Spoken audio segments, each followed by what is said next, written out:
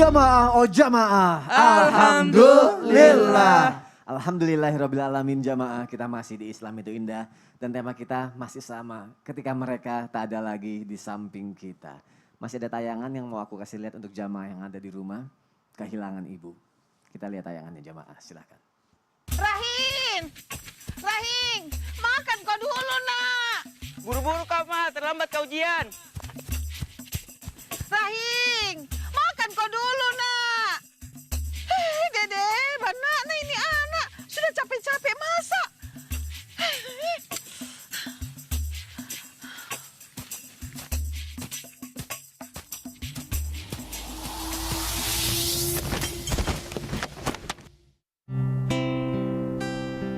Mama, Tak ada setulus cintamu, tak ada seteduh pelukmu. Sujud ampunkanlah dosaku, melukai hatimu bunda. Kita bicara mengenai rindu jamaah, karena rasa rindu sangat menyiksa. Apalagi ketika kita udah lama gak ketemu lagi sama orang yang kita rindukan untuk selamanya. Ustazah Nada mengajarkan kita lebih sabar yuk. Insya Allah Allah akan ngasih yang terbaik lagi. Dan Ustadz Syam sempat bertanya lagi ke Ustadz Maulana, bagaimana sih cara mengatasi kerinduan yang paling dalam kepada orang yang sudah lama meninggal. Kita belajar dari Ustadz Maulana jamaah, silakan. Ya izin Ustazah Nada. Bismillahirrahmanirrahim. Jamaah ini dimuliakan oleh Allah. Kita kirimkan doa-doa yang terbaik buat semua orang-orang yang kita cintai yang sudah berbeda alam sama kita. Karena dalam hal ini yang terputus cuma amalnya tapi pahalanya masih nyambung. Bahkan ada amal yang terus mengalir pahalanya walaupun orang itu sudah tidak ada lagi, tidak beramal. Aduh, jangan. Kenapa Ustadz Maulana? Aduh ya Allah, sedih banget hari ini. Pembahasannya ya Ustadz Ya, Maulana soalnya ya. nanti saya Tapi kita bisa belajar dari sosok Ustadz Maulana yang sangat Ya, tegar ya. loh. Jamaah butuh itu Ustadz Maulana. Jamaah yang dimuliakan oleh Allah. Karena kemarin saya ke Makassar ya. Khusus spesial juga ke Makassar. Sekalian mempidiakan sholatnya almarhumah Umi Nora. Karena ada perasaan kegantung. Jadi setahun dibayarin semua sholatnya. Dengan pidia beras. Jadi itu boleh dilakukan. Jadi ya ada 4 sebenarnya yang bagus kita lakukan. Yang pertama mendoakan. Ya aduh ya Allah. Jadi insya Allah setiap hari saya bacain Al-Fatihah buat almarhumah. Dan anak-anak setiap malam Jumat baca Yasin buat ibunya. Jadi betul-betul luar biasa kedekat. Jadi gini, aduh ya Allah. Karena ada putra saya Anwar itu mirip banget dengan ibunya. Keteplok mukanya pas banget. Jadi Allah kasih kemuliaan dengan apa? Dengan adanya wajah orang yang kita cintai mirip banget. Cuma sebenarnya saya ini terus terang ada satu yang tidak bisa. Kan sampai sekarang saya belum bisa pulang ke rumah. Ke rumah sendiri yang di Barukang itu. Iya. Enggak. Karena kenangan itu ya Ustadz ya. Lihat depan aja aku gak berani masuk. Pernah saya mau ambil sesuatu, sampai saya minta ambil aja koper ke bawah, aku gak mau naik ke atas. Karena setiap sudut-sudutnya ada perasaan. Tempat tidurnya, jadi sampai saya bilang lebih baik jual aja itu rumah. Daripada sakit hati rasanya lihatnya terus. Tapi gimana ya? Iya Jadi sih. sedih memang. Iya. Ya Allah. Yang pertama, doakan. Yang paling enak itu kita mendoakan. Ketika kita mendoakan ada perasaan lega rasanya. Lega rasanya. Yang kedua, banyak-banyak ibadah lah. Banyak-banyak ibadah.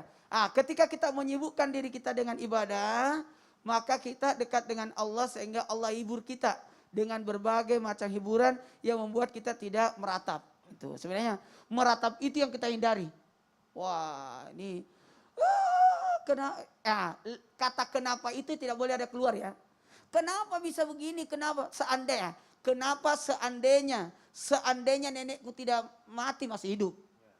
Seandainya Umi Nora tidak mati pasti masih hidup. Jadi ini kata kenapa seandainya jangan ada. Karena khawatir justru kita menyakiti diri kita. Ini sakitnya sakit banget ini.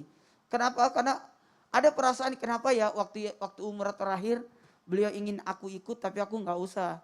Biar kamu aja jadi siapa. Jadi ada perasaan nyesal juga sih sebenarnya kenapa saya tidak ikut umrah terakhir itu. Seandainya saya bisa dorong kursi rodanya lah dan sebagainya itu. Ada perasaan kenapa waktu sakit aku tidak ada di sisinya untuk nyuapin dan sebagainya. Aduh.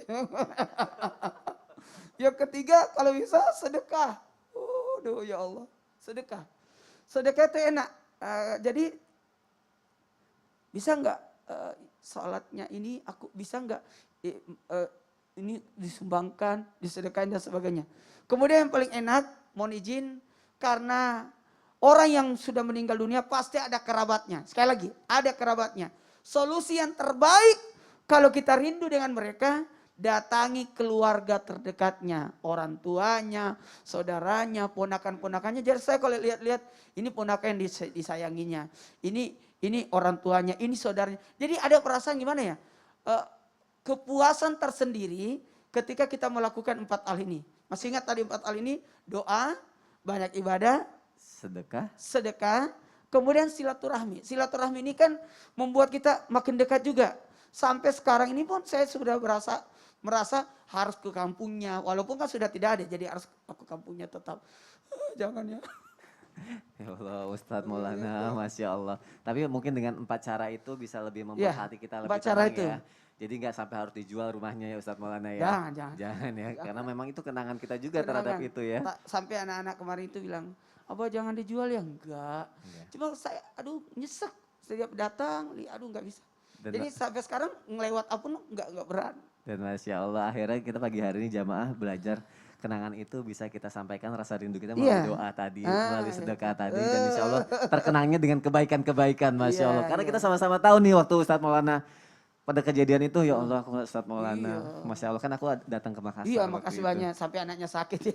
Masya Allah. Jadi kemarin, tidur betul tadi kata Ustazah Nada, makanya kata Ustazah Nada tadi, roh itu masih ada di sisi jasad. Ya. Jadi saya bilang, benar yang saya lakukan kemarin itu, kita bermalam bersama mayat, tidur di samping jenazah beliau itu amalan tepat menurut saya. Masya Allah. Dan ada kepuasan tersendiri, kenapa saya berbesar hati untuk membiarkan anakku melihat ibunya dimandikan, melihat ibunya diangkat, melihat ibunya diturunkan di kubur. Sampai gimana ya? Sampai sekarang ya Allah kenapa juga aku kepikiran gitu jadi enak, ada perasaan puas. Jadi anak-anak tidak merasa gimana ya? Tiap kamar kan ada fotonya. Jadi itu anak kalau main mama. Jadi kadang-kadang kayak ngobrol jadi enak. Oh ya Allah, ini yang punya istri tolong sayang istrinya ya. Iya, Masya Allah. Terima kasih Ustadz Maulana sudah mengajarkan kita banyak hal, banyak kebaikan, Masya Allah. Terima kasih. Ustadz Maulana semangat lagi, Insya Allah, Masya Allah. Jamaah aku punya tayangan lagi, ada tayangan lagi nih jamaah nih. Maaf kami terpaksa merahasiakannya. Kita lihat tayangannya jamaah, silakan. Wanita ini membawa 3 kanak-kanak menziarahi kubur arwah ibu mereka dan menjelaskan dia terpaksa merahsiakan perkara tersebut selama beberapa hari. Difahamkan, kanak-kanak ini sama sekali tidak mengetahui ibu mereka sudah dijemput ilahi. Megat baru tahu mama dia dah meninggal. Maaf Megat, kami semua terpaksa merahsiakan selama beberapa hari ini. Baik jamaah, kalau misalnya kita ada dalam kondisi atau situasi seperti ini, Ustadz Syam, di mana ketika seorang anak kehilangan orang tuanya dan anaknya tidak mengerti atau belum paham itu, kita sebagai orang tua bagaimana ya cara menjelaskannya Ustadz Syam? Baik, bismillahirrahmanirrahim. Tabik guruku Ustadz Maulana, Ustazah Nada, Mas Soni, serta para alim ulama dimuliakan Allah Subhanahu wa taala. Ba'da an aqul a'udzu billahi minasyaitonir rajim. يا أيها الذين آمنوا اتقوا الله وقولوا قولا سديدا يصلح لكم أعمالكم ويغفر لكم ذنوبكم. Dalam Al-Quran, Allah Subhanahu wa Ta'ala berfirman, wahai orang-orang yang beriman, bertakwalah kepada Allah dan ucapkanlah perkataan yang benar, ucapkanlah perkataan yang jujur sejujur-jujurnya, yuslih lakum a'malakum, maka Allah akan memperbaiki amalan kalian. Maka subhanallah dari ayat ini kita bisa mengambil pelajaran dan menjawab pertanyaan yang ditanyakan oleh Mas Sony tadi. Bagaimana cara menjelaskan kepada seseorang bahwa orang tuanya sudah pergi untuk selamanya. Yang pertama kata Al-Quran ucapkan perkataan yang jujur. Tadi langsung dijelaskan oleh guru kita Ustadz Maulana, saya ajak anak-anak tidur di dekat jenazah ibundanya, saya ajak anak-anak untuk yang namanya prosesi pemakamannya, prosesi kafannya, memandikannya, saya beritahu semua sejujur-jujurnya sehingga itu sedikit menjawab daripada pertanyaannya. Jadi perkenalkan dengan cara menjawab sejujur-jujurnya. Jangan ditutup-tutupi. Di mana mama? Di mana bapak? Oh bapak sedang pergi jauh nak. Kalau kita bilang sedang pergi jauh, pasti kita akan menunggu pulangnya. Kita akan menunggu kepulangannya. Pertanyaan itu akan berlanjut. Maka kata Al-Quran, ucapkan sejujur-jujurnya meskipun berat, maka Allah yang akan memperbaiki pekerjaan kalian. Yuslih lakum a'malakum itu maksudnya adalah ketika kita merasa enggak enak. Nanti begini, nanti seperti ini, nanti seperti ini. Maka subhanallah Allah yang akan memperbaikinya. Allah yang akan mengurusnya, Allah yang akan meluruskannya. Yang pertama beritahukan sejujur-jujurnya. Yang kedua jikalau anak itu masih kecil maka beritahukan dengan cara perkenalkan kematian terhadap mereka. Nah lihat itu sawah sekarang warna hijau.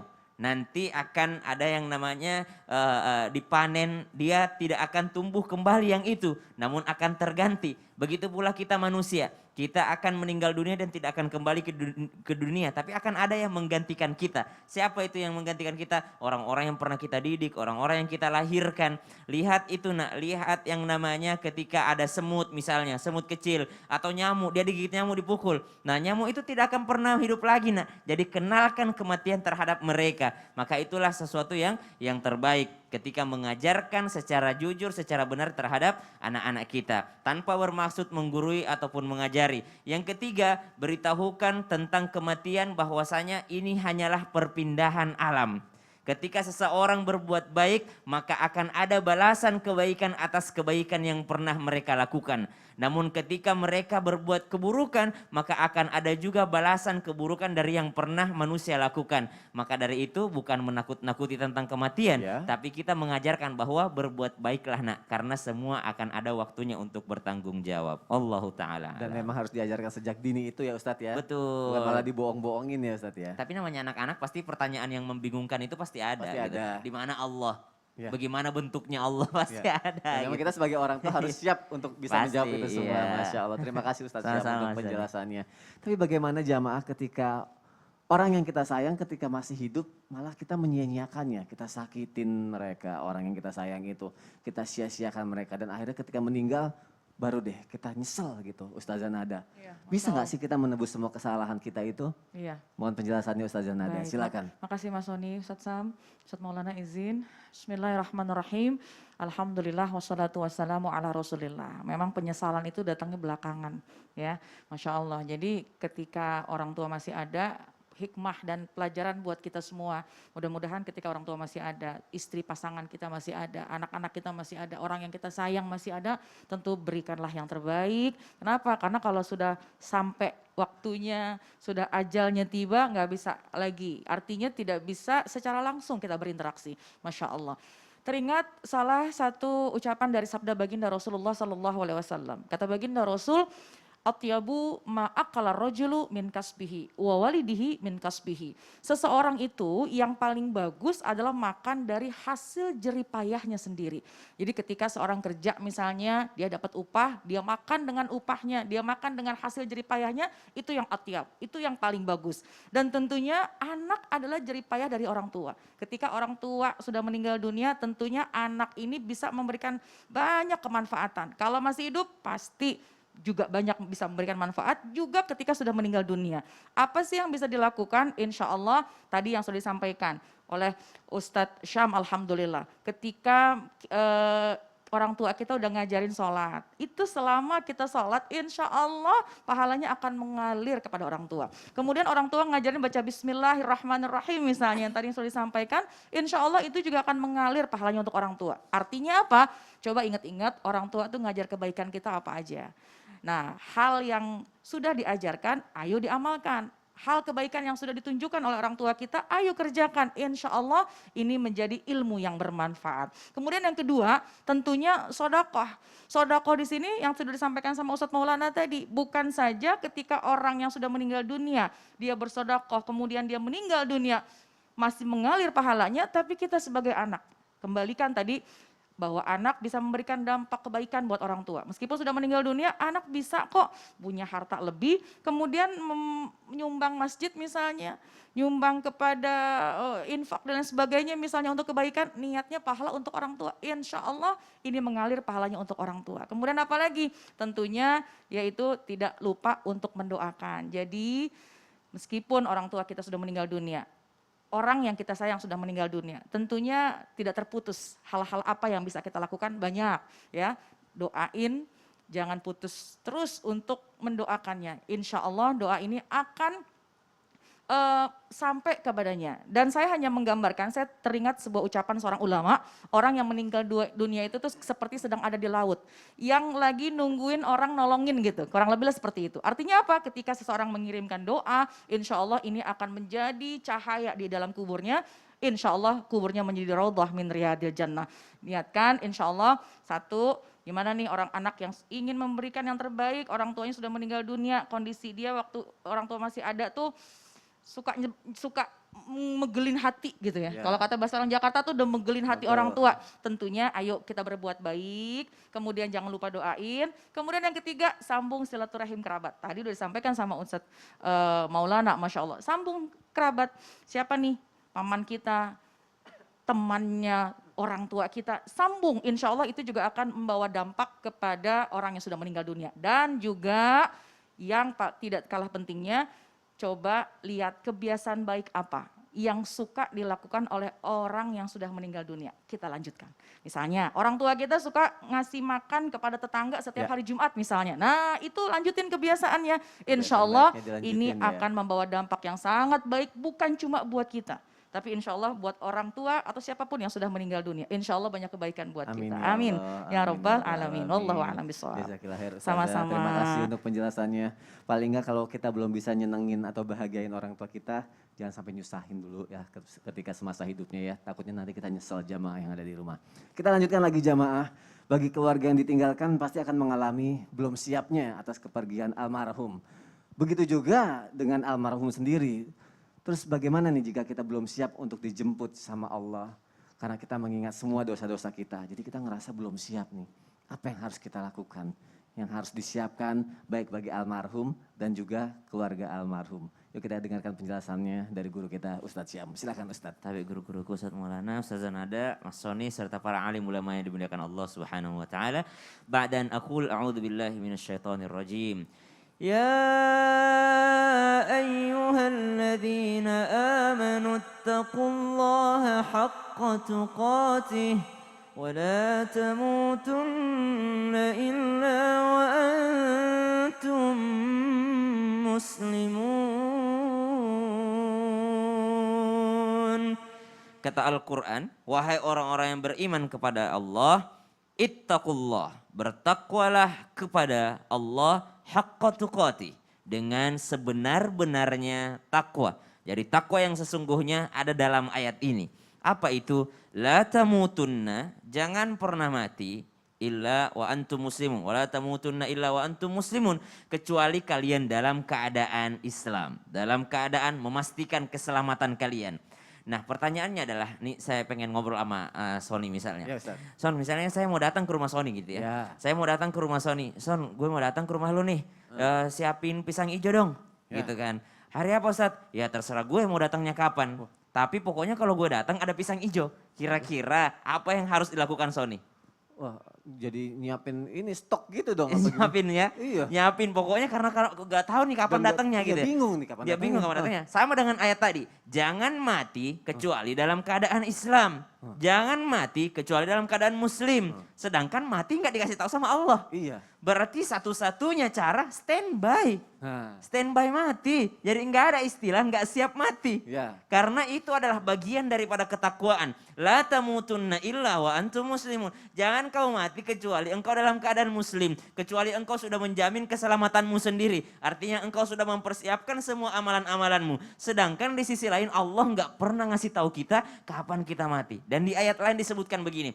وَلِكُلِّ أُمَّةٍ أَجَلٌ فَإِذَا جَاءَ أَجَلُهُمْ لا يستأخرون ساعة ولا يستقدمون.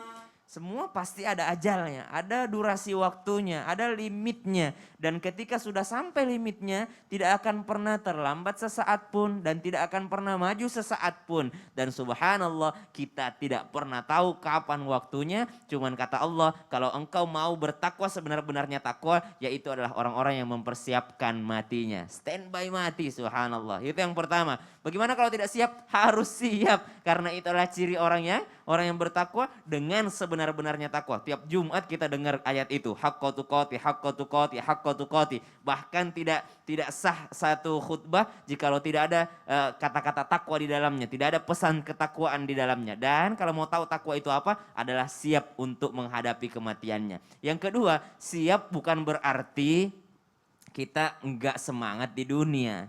Ya, siap bukan berarti ya udahlah gue mikir Pasrah ya? ya udahlah gue mati ini besok, ini bakal mati, ini bakal mati. Akhirnya nggak semangat. Ya, i'mal li dunyaka ka'annaka ta'ishu abada wa'mal li akhiratika ka'annaka tamutu ghada. Beramallah, bekerjalah untuk dunia seakan-akan engkau hidup selama-lamanya, tapi kejarlah akhirat, beramal akhiratlah. Salat, puasa, amal akhirat, berbuat baik, sedekah, amal akhirat seakan-akan besok udah mati. Jadi kalau mau tahu khusyuk atau mau mendapatkan yang namanya semangat beribadah, ya udah, ini besok gue udah mati nih, besok gue udah mati, saya mati besok, berarti saya hari ini adalah hari terakhir saya untuk berbuat baik, ya seakan-akan. Tapi kalau untuk dunia bekerja gitu ya, pekerjaan kita untuk investasi kita di dunia, maka seakan-akan hidup selama-lamanya. Namun pekerjaan terbaik adalah yang mana yang diniatkan semua karena ibadah. Wallahu ta'ala alam. Masya Allah, terima kasih Ustadz Syam untuk Sama-sama, penjelasannya. Ustaz. Jazakallah khair. Jamaah jangan kemana-mana, setelah ini insya Allah kita akan berdoa bersama-sama. Jadi tetap di Islam itu indah. Jamaah, oh jamaah, alhamdulillah.